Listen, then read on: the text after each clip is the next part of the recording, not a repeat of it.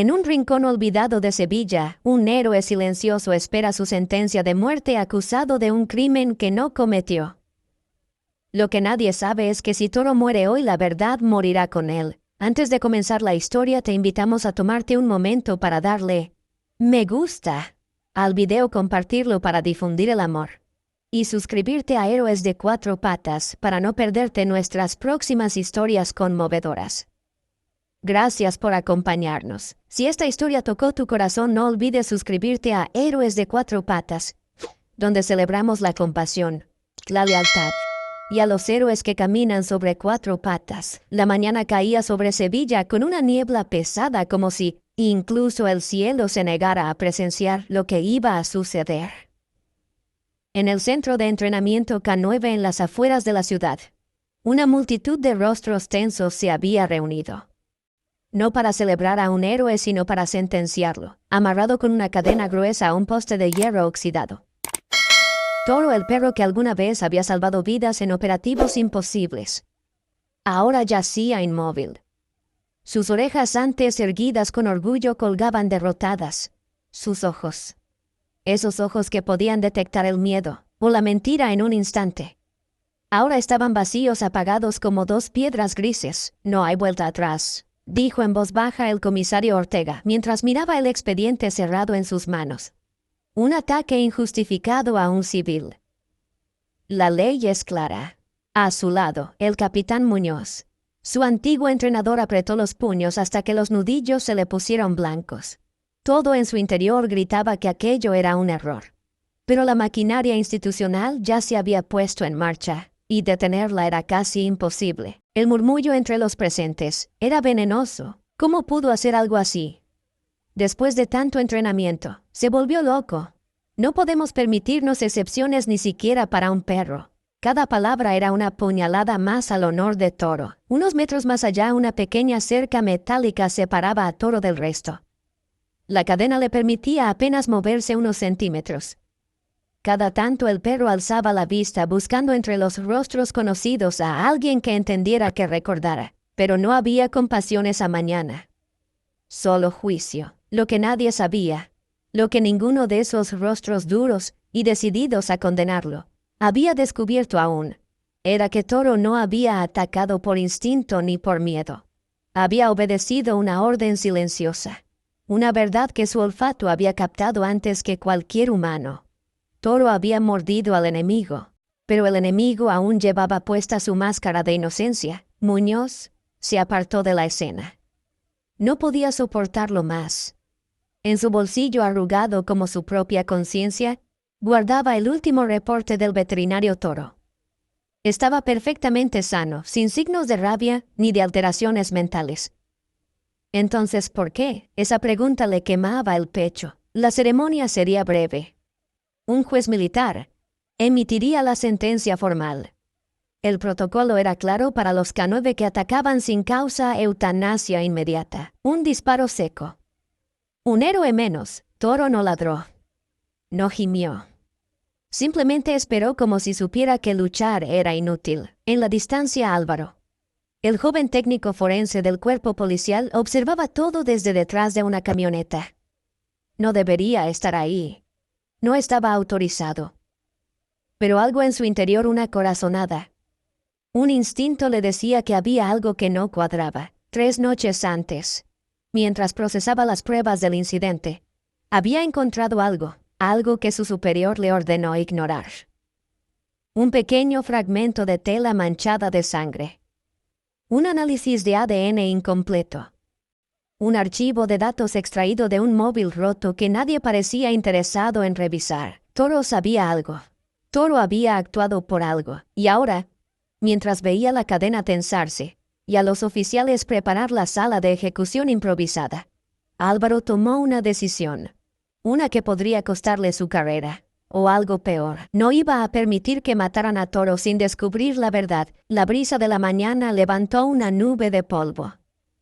Toro cerró los ojos un instante, como si en su mente recordara las carreras libres por los campos andaluces antes de ser entrenado para obedecer y proteger. Nadie lo sabía todavía, pero la verdadera batalla por la vida de Toro apenas acababa de comenzar. 3 días antes de aquella mañana gris en Sevilla, el sol abrazaba las calles empedradas de Málaga.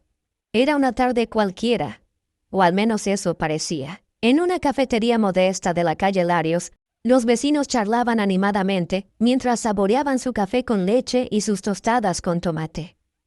Nadie se percataba de la presencia discreta de los agentes encubiertos, ni del perro Can 9, que caminaba entre ellos, atento a cada movimiento, cada olor. Toro, impecablemente entrenado, formaba parte de una operación de rastreo, dirigida contra un presunto distribuidor de sustancias ilegales.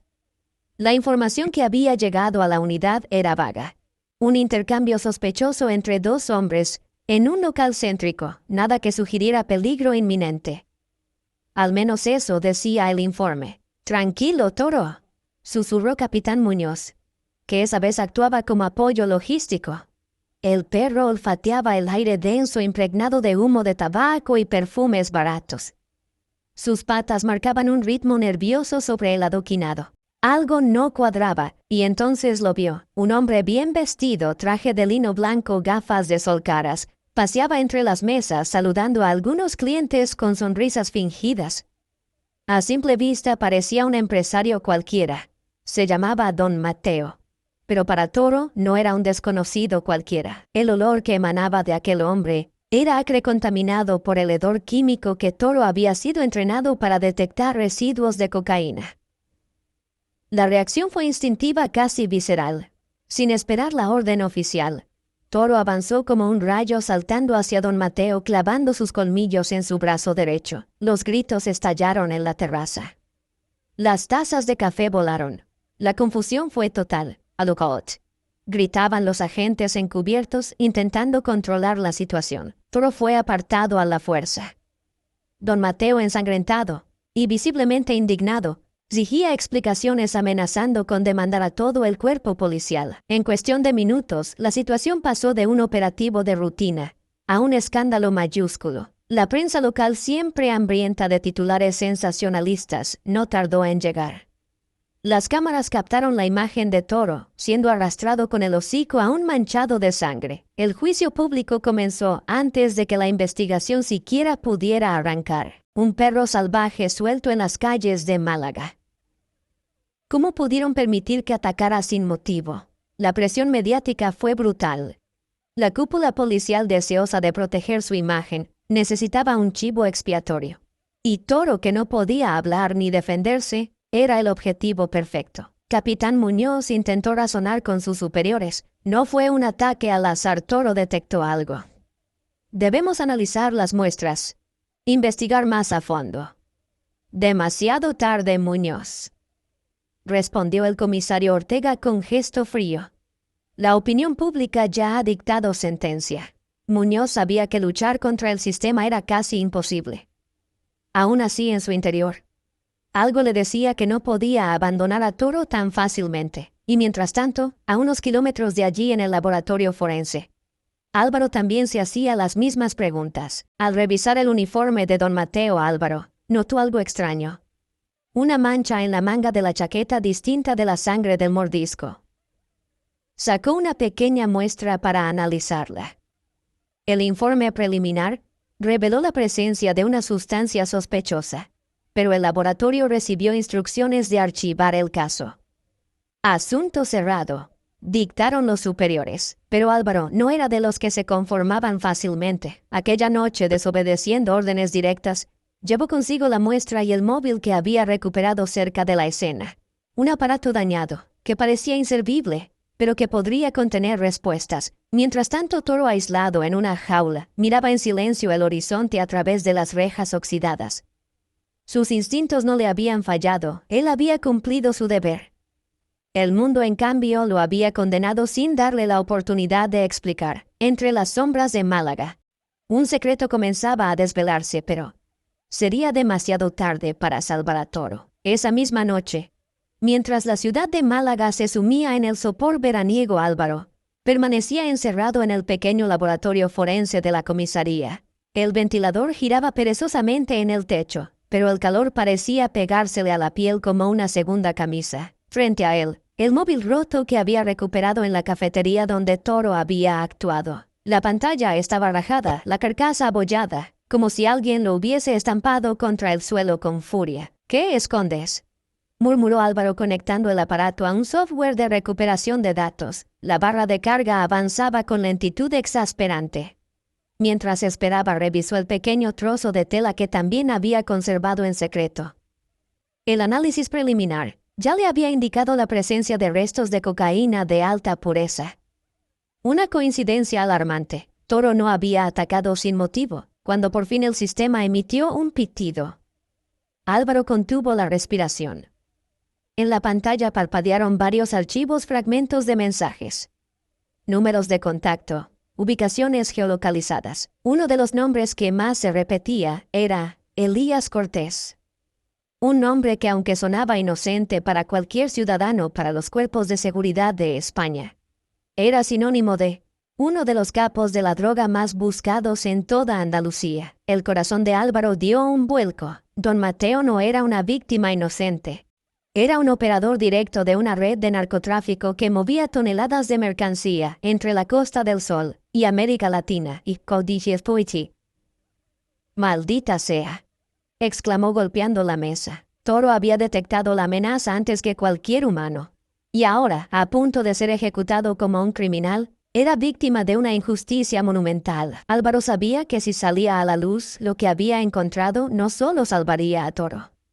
También destaparía una red criminal que llevaba años pudriéndose en las entrañas de Málaga.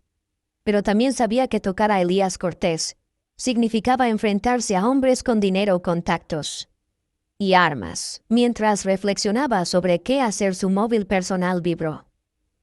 Un mensaje anónimo. «Deja el caso si valoras tu vida». La sangre se le heló en las venas. Ya lo sabían. ¿Tan rápido? Miró a su alrededor, sintiendo un sudor frío recorrerle la espalda. El laboratorio estaba vacío. «Oh no», guardó rápidamente todos los datos en un pendrive que colgó de su llavero. Intentado actuar con normalidad. Sabía que no podía confiar en nadie dentro de la comisaría, ni siquiera en sus superiores. Álvaro decidió buscar ayuda externa. Y solo un nombre acudió a su mente. Capitán Muñoz. Si había alguien que aún creía en la inocencia de Toro, era él. Apagó las luces, cerró la puerta tras de sí y caminó rápido por los pasillos desiertos.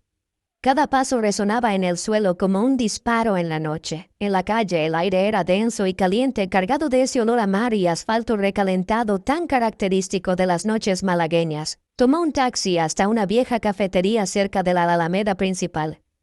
Un lugar donde Muñoz solía ir a leer el periódico lejos de miradas curiosas. Durante el trayecto no pudo evitar mirar por el retrovisor cada pocos segundos.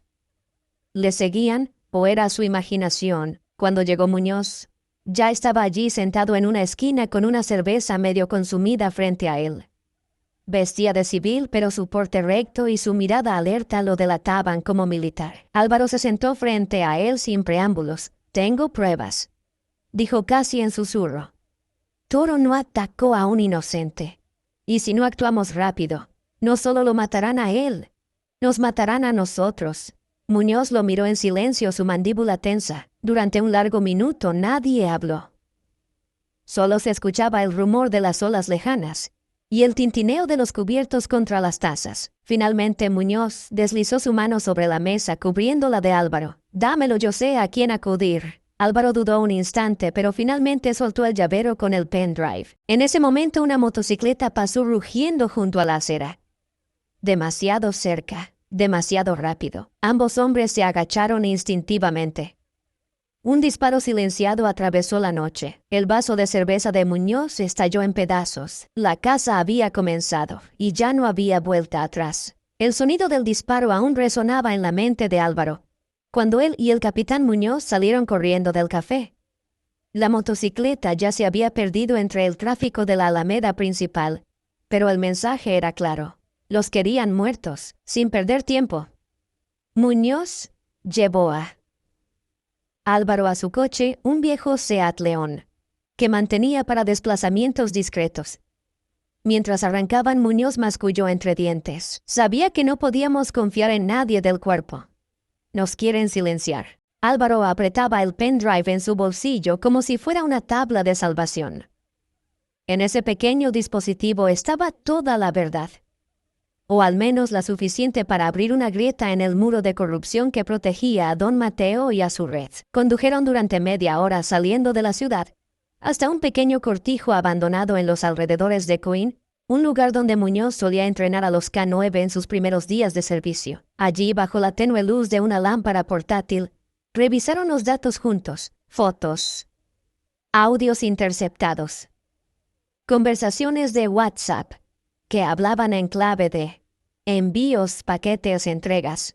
Pero lo más impactante fue un vídeo. En la grabación se veía claramente a don Mateo reunido en una fiesta privada en una villa de lujo en Marbella, brindando con varios hombres conocidos por las fuerzas de seguridad, miembros de cárteles colombianos y antiguos funcionarios corruptos de aduanas. Aquí está todo, susurró Álvaro.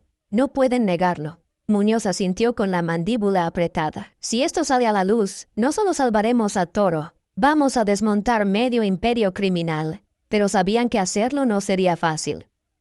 Necesitaban un aliado con poder real, alguien que no estuviera comprado ni intimidado. Muñoz pensó en Sofía Rivas, una periodista de investigación de RTV, Jaume, conocida por destapar escándalos políticos y que había sobrevivido a más de una amenaza de muerte. Ella podría ayudarnos, dijo Muñoz, si logramos que publique todo esto antes de que nos encuentren. Álvaro dudaba. ¿Podemos confiar en alguien ahora? Muñoz sonrió tristemente. A estas alturas, no es cuestión de confianza. Es cuestión de apostar todo, o perderlo todo. Sin perder más tiempo llamaron a Sofía desde un número anónimo. La periodista, desconfiada pero intrigada, accedió a reunirse con ellos en Ronda, lejos de las miradas indiscretas de Málaga. Un lugar donde el bullicio de los turistas y las callejuelas empedradas podían ofrecerles algo de anonimato. El trayecto fue tenso. Cada coche que veían en el retrovisor, cada faro que brillaba demasiado tiempo detrás de ellos, les hacía acelerar el pulso. Finalmente, en un pequeño bar cerca del Puente Nuevo de Ronda, se encontraron con Sofía. Era una mujer de mediana edad con rostro curtido por la vida, y una mirada que no pedía permiso ni ofrecía disculpas. ¿Qué tenéis que es tan urgente?, preguntó sin rodeos. Muñoz deslizó el pendrive sobre la mesa cubriéndolo con una servilleta. Pruebas de tráfico internacional de drogas, corrupción institucional y la injusticia cometida contra un inocente que no puede defenderse. Sofía arqueó una ceja interesada. ¿Un inocente? Álvaro intervino, su voz cargada de emoción contenida. Un perro toro. Un K9 condenado por hacer su trabajo. La periodista miró a ambos hombres durante un largo segundo calibrándolos. Finalmente cogió el pendrive y asintió. Si todo esto es cierto, no solo contaré vuestra historia, la gritaré desde los tejados. Justo en ese momento, la televisión del bar, sintonizada en un canal de noticias locales, mostró una noticia de última hora. Urgente, el perro K9. Toro será ejecutado mañana al amanecer en Sevilla tras el fallo definitivo del Tribunal Militar. Álvaro sintió que el suelo se abría bajo sus pies. No tenemos tiempos, exclamó. Sofía guardó el pendrive en su bolso y sacó su móvil. Conozco a alguien en Madrid que puede ayudarnos a detener esto si actuamos ahora. Pero necesitaremos pruebas públicas y rápido. Muñoz se puso en pie. Entonces vamos a Sevilla esta noche. La misión había cambiado. Ya no era solo salvar a Toro. Era exponer toda la corrupción. Sacar a la luz una red que había creído intocable. La cuenta atrás había comenzado, y el amanecer podía traer salvación o condena. La noche envolvía a Ronda en un manto de sombras doradas, proyectadas por las farolas antiguas que iluminaban sus calles empedradas. Álvaro, el capitán Muñoz y Sofía salieron del pequeño bar sin perder un segundo. Sabían que cada minuto contaba. Toro sería ejecutado al amanecer en un recinto militar de Sevilla, y no había tiempo para estrategias elaboradas. ¿Cómo llegamos antes de que sea demasiado tarde?, preguntó Álvaro mientras subían al coche. Por la autovía sin parar, gruñó Muñoz, encendiendo el motor con manos temblorosas. Y rezando para que no nos intercepten en el camino. El viejo Seat León rugió al salir disparado en dirección a la A92, atravesando la oscuridad andaluza a toda velocidad. Mientras tanto, Sofía escribía frenéticamente en su móvil, enviando archivos, contactando a colegas de confianza en RTV y en otros medios nacionales. Cada mensaje era un grito desesperado, buscando atención antes de que el reloj marcara su sentencia. Pero no iban solos. A los pocos kilómetros, Álvaro, sentado en el asiento trasero, notó unas luces en el retrovisor. «Nos siguen», advirtió con un nudo en la garganta. Muñoz maldijo por lo bajo y pisó el acelerador. El SEAT serpenteaba entre los pocos coches nocturnos, mientras detrás de ellos un SUV negro avanzaba implacable. «No podemos llevarlos directamente a Toro», dijo Muñoz. «Si nos alcanzan, no solo nos matarán a nosotros». Sofía miró alrededor pensando rápido. «Hay una salida secundaria cerca de Antequera. Podemos perderlos entre los olivares, con nervios de acero». Muñoz tomó la desviación en el último segundo. El coche brincó sobre un bache, pero logró salir de la autovía, internándose en un laberinto de caminos rurales, rodeados de campos de olivos y muros de piedra. El SUV dudó un instante en la autopista y luego lo siguió. Comenzó una persecución salvaje bajo el cielo estrellado de Andalucía. El León zigzagueaba por senderos polvorientos, levantando nubes de polvo que brillaban bajo los faros. Cada curva cerrada, cada salto sobre un bache, era una batalla entre el control y el desastre. En un momento crítico, Muñoz apagó las luces. «¿Estás loco?», exclamó Álvaro. «Con suerte el polvo y la oscuridad los confundirá». Conducían casi a ciegas, guiados solo por la tenue luz de la luna. Durante minutos interminables, el único sonido era el latido frenético de sus corazones y el crujido de los neumáticos sobre la grava suelta. Finalmente, después de una curva especialmente cerrada, dejaron atrás al SUV, que pasó de largo perdido en el laberinto. Solo entonces Muñoz volvió a encender las luces. «¿Todos bien?», preguntó. «De milagro», murmuró Sofía guardando su móvil en el bolso. La carrera no había terminado. Solo habían ganado tiempo. Con el corazón aún en la garganta, retomaron el camino hacia Sevilla. Ahora por carreteras secundarias para evitar ser detectados de nuevo. Cuando divisaron las primeras luces de la ciudad, el cielo empezaba a clarear tenuemente en el horizonte. Quedaba menos de una hora. Sofía hizo la última llamada esta vez, a un contacto crucial. Ismael Torres, un juez de instrucción conocido por su integridad férrea. Le explicó todo en frases rápidas entrecortadas, rogando que emitiera una orden de suspensión inmediata. «Mándame las pruebas ahora», ordenó el juez. Sofía envió los archivos del pendrive. La espera fue agónica. Finalmente, el móvil vibró con un mensaje corto. «Autorizado, presentadlo en la base militar. Corred». Álvaro soltó una carcajada nerviosa.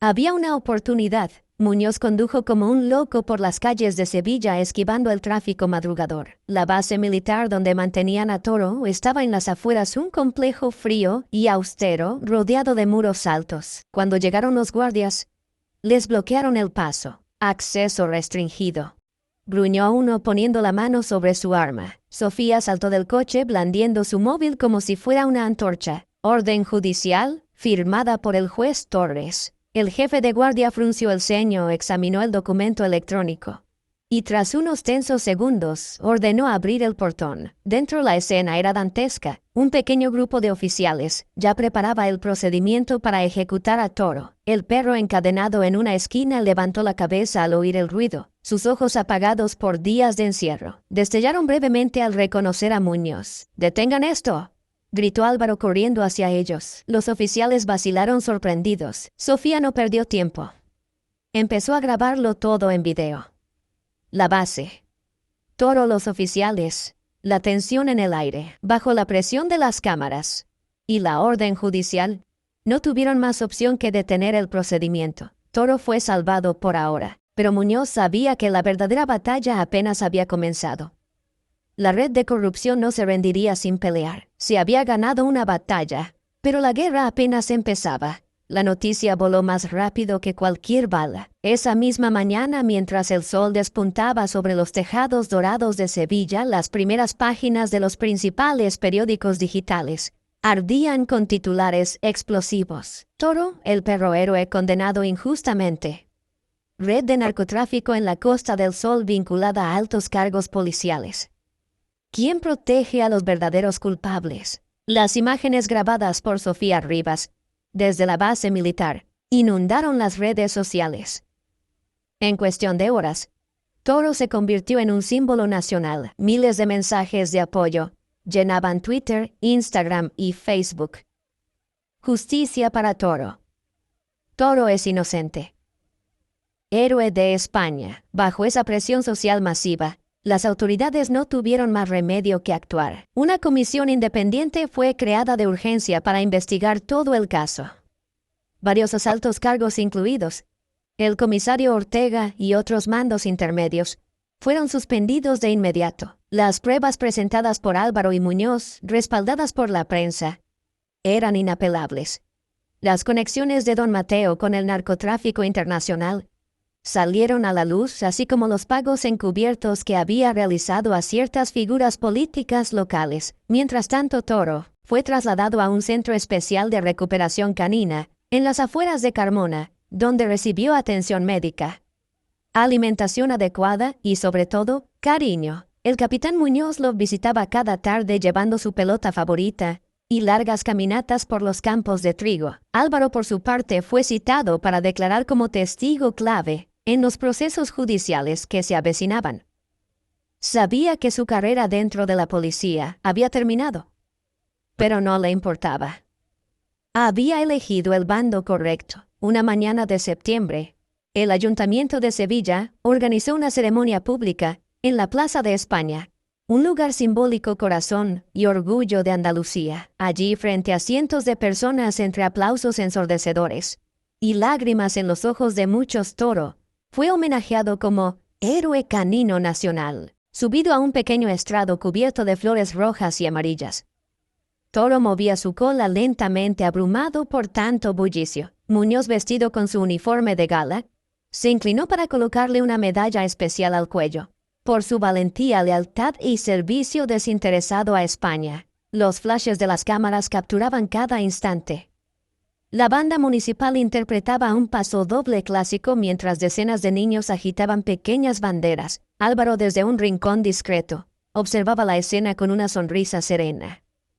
Sofía, con su blog de notas en mano, ya planeaba un documental completo sobre la historia. En su discurso, el alcalde de Sevilla dijo con voz firme: «Hoy no solo rendimos homenaje a un perro. Hoy celebramos el coraje de quienes sin voz ni voto luchan cada día por la seguridad y la justicia de todos nosotros». Toro, como si entendiera el peso del momento, alzó la cabeza con dignidad. Cuando la ceremonia terminó, Muñoz se agachó junto a él, acariciándole detrás de las orejas. «Lo logramos, viejo amigo», susurró.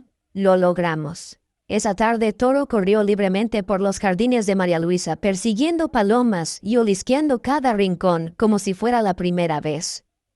Su cuerpo aún mostraba cicatrices, pero su espíritu estaba intacto, y en el corazón de toda España, Toro dejó de ser solo un perro, se convirtió en un símbolo, un recordatorio de que incluso en los momentos más oscuros, la verdad puede encontrar su camino, que la valentía no siempre lleva uniforme humano, que los héroes a veces caminan sobre cuatro patas con un corazón más grande que todo un país. Toro no llevaba capa, ni espada, ni armadura. Solo llevaba un olfato implacable, una lealtad inquebrantable y un alma más valiente que 1000 hombres. Si esta historia tocó tu corazón, no olvides suscribirte a Héroes de Cuatro Patas, donde celebramos la compasión, la lealtad y a los héroes que caminan sobre cuatro patas.